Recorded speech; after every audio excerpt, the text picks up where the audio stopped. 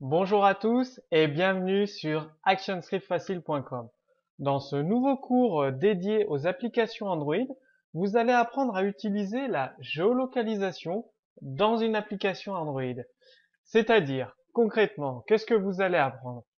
Eh bien, vous allez apprendre comment détecter sur votre smartphone Android si l'utilisateur a la possibilité d'effectuer une géolocalisation avec son téléphone portable, donc si elle est activée dans les paramètres. Ensuite, vous allez apprendre à vérifier s'il y a la présence du Wi-Fi, de la 3G ou du GPS qui sont activés.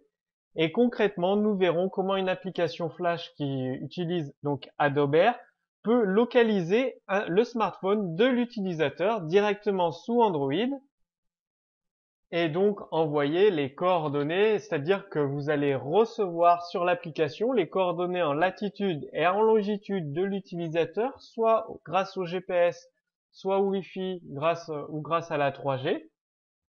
Et ensuite, nous allons utiliser l'API Flash Google Maps pour positionner très simplement votre utilisateur sur une carte.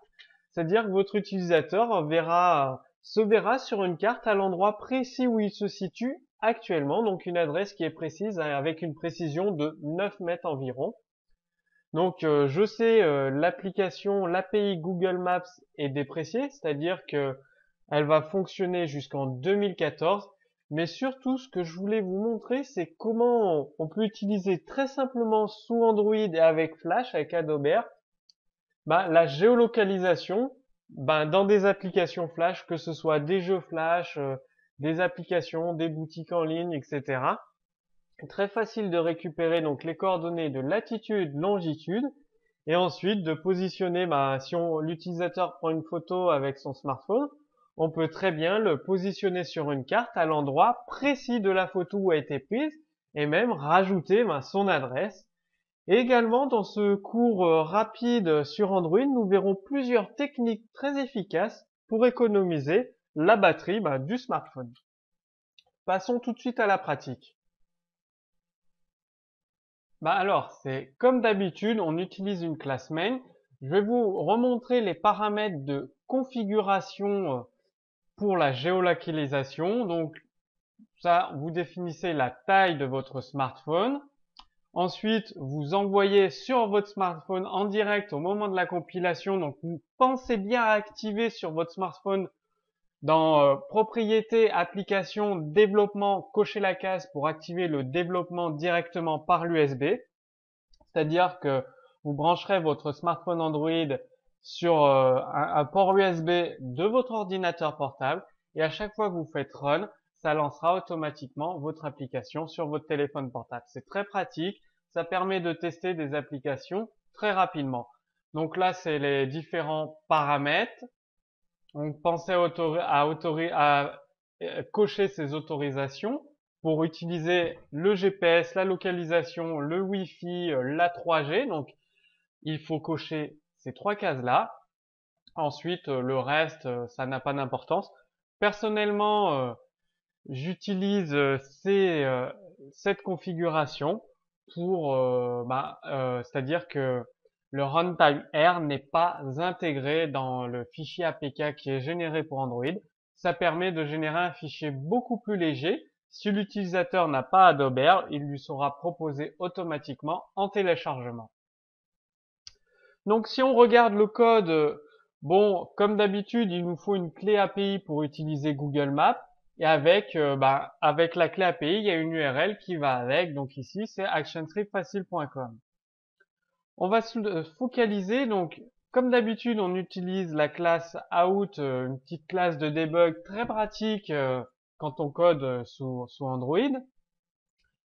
On vérifie est-ce que le mobile supporte la géolocalisation ou non. S'il ne la supporte pas, c'est pas la peine de continuer, donc on informe l'utilisateur. Et là, on ajoute la géolocalisation en vérifiant est-ce que le mobile, donc le smartphone, supporte les réseaux Wi-Fi, 3G, etc. Sinon, on sort, ça sert à rien d'ajouter le système de géolocalisation. Et ensuite, on crée un nouvel objet, donc de la classe geolocation, qui nous permet d'accéder à toutes les informations du smartphone. Et il y a plusieurs particularités. On définit, pour économiser la batterie, l'intervalle de mise à jour de géolocalisation plus espacé. Donc c'est en millisecondes.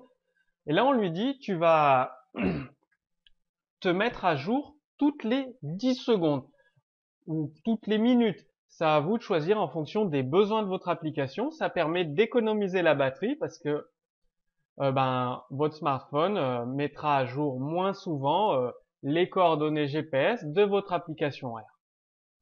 Bon, on vérifie, bien évidemment, comme je vous le disais, il faut activer la géolocalisation, donc c'est dans les paramètres de votre smartphone, localisation, et il y a une case à cocher, afficher ma position localisée au niveau.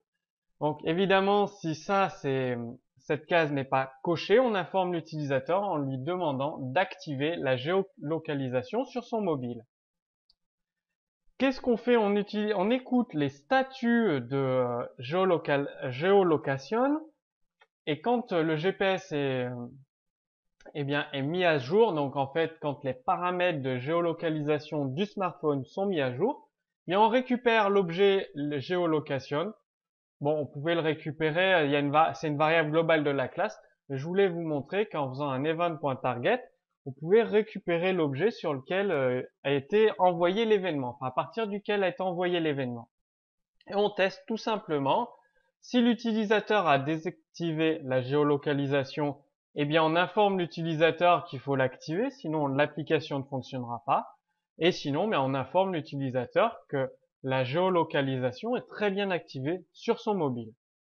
Donc si on revient ici, on rajoute autre chose pour économiser la batterie qui est très utile et qui peut vous servir dans dans vos applications Adobe Air.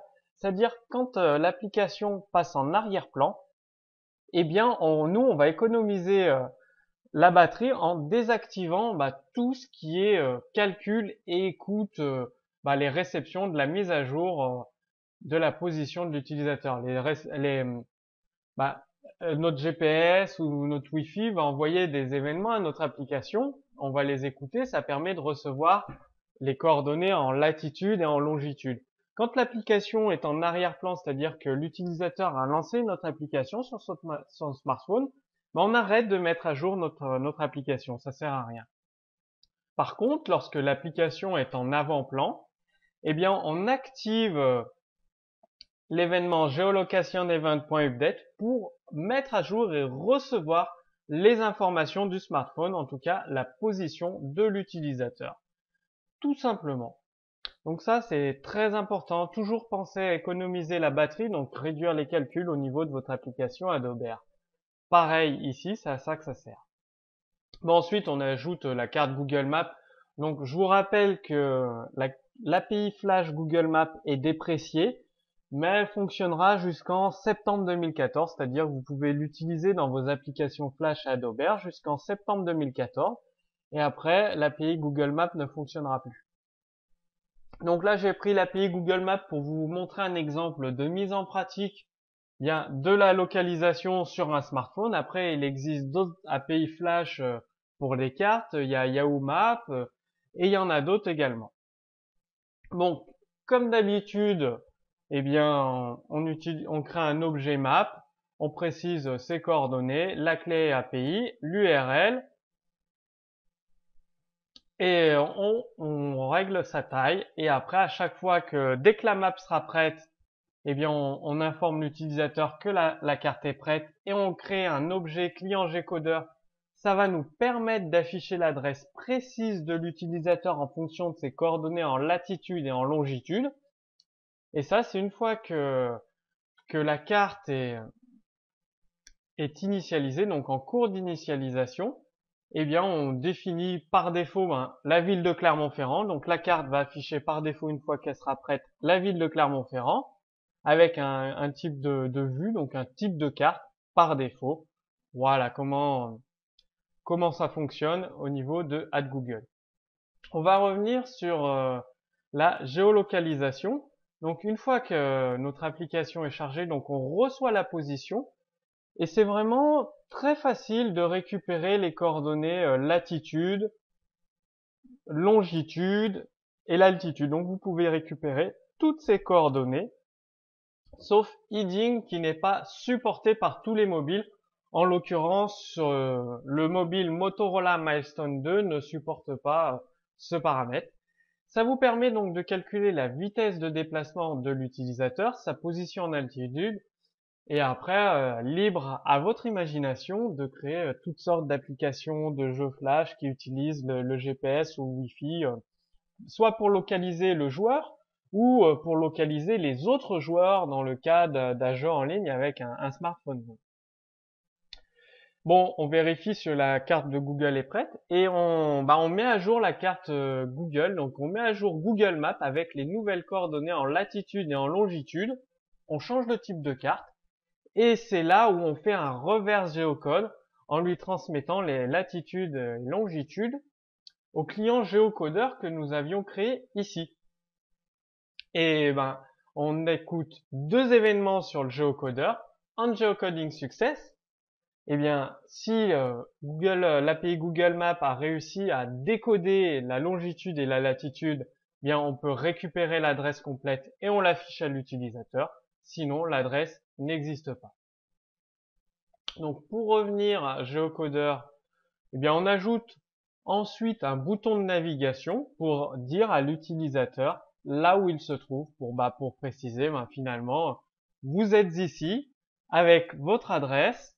Voilà un petit peu le fonctionnement. Donc c'est vraiment très très simple le fonctionnement de la géolocalisation, donc avec le GPS, avec le Wi-Fi d'un smartphone. Vraiment, c'est très très intéressant toutes les possibilités pour utiliser cette application. Je vous ai également rajouté une petite fonction qui permet d'arrondir un nombre à x décimales. D'ailleurs, je vais changer à x décimales après la virgule. C'est très pratique, on s'en sert souvent dans les applications qui utilisent des maths finalement. Et je me suis rendu compte que ça pourrait vous aider, vous être utile. Donc il suffit de spécifier un nombre et le nombre de décimales. Par défaut, ce sera 0 décimale. Si on regarde, elle est utilisée ici pour afficher la latitude avec un arrondi de 3, l'altitude sans arrondi. Voilà. Donc vraiment, n'hésitez pas à créer des applications Flash pour Adobe qui utilisent ces possibilités de géolocalisation. C'est vraiment puissant. Vous voyez là, avec une petite application vraiment très simple, en récupérant la latitude, la longitude, on affiche l'adresse de l'utilisateur très précise, sa position sur une carte. Donc vous avez énormément de possibilités. Comme d'habitude, vous pouvez télécharger le code source sous ce cours vidéo, donc le code source géolocalisation. Et dites-moi, vu que l'API Flash Google Maps va disparaître, elle ne sera plus utilisable en 2014, quelles sont les API Flash que vous utilisez donc pour remplacer Google Maps dans vos applications Android Flash pour utiliser justement les coordonnées GPRS de votre utilisateur ou grâce au Wi-Fi ou à la 3G. Donc, dites-moi cela sous cette vidéo dans les commentaires. Quelle API Flash avez-vous choisi? Est-ce que c'est Yahoo Maps ou une autre API pour remplacer Google Maps? Je vous dis à très bientôt pour un prochain cours sur Adobe sur actiontripfacile.com.